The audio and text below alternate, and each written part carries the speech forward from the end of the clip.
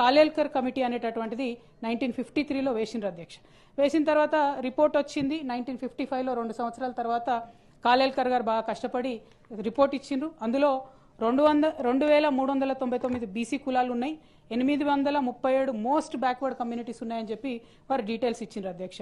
అయితే ఈ కమిటీని, ఇంత డెడికేటెడ్గా పనిచేసినటువంటి కమిటీని నెహ్రూ గారు అధ్యక్ష ఆనాడు సింపుల్గా ఆ రిపోర్ట్ రిజెక్ట్ చేసి ఆల్మోస్ట్ మళ్ళా 30 ఏండ్ల వరకు అధ్యక్ష బీసీల గురించి ఈ దేశంలో చర్చ రాలేదు అధ్యక్ష.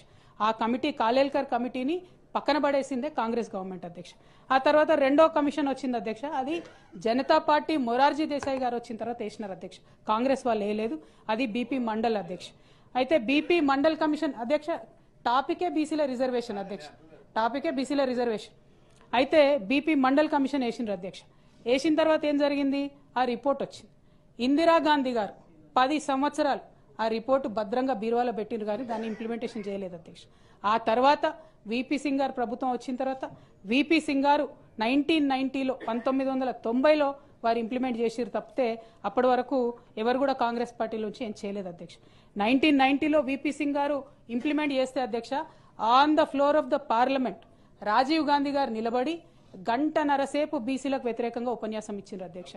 ఈ దేశం ఉంది అధ్యక్ష, పార్లమెంట్ రికార్డ్స్ ఉన్నాయి, నేను చెప్తా. ఈ దేశం విచ్ఛిన్నమైతుంది బీసీలకు ఇట్లా రిజర్వేషన్లు ఇస్తే. బీపీ మండల్ కమిషన్కి వ్యతిరేకంగా మాట్లాడినటువంటి పార్టీ కాంగ్రెస్ పార్టీ అధ్యక్ష. అదేవిధంగా అధ్యక్ష 1993లో ఈ పోరాటాల ఫలితంగా బీపీ మండల్ కమిషన్ కోసం హింస చెలరేగింది దేశవ్యాప్తంగా.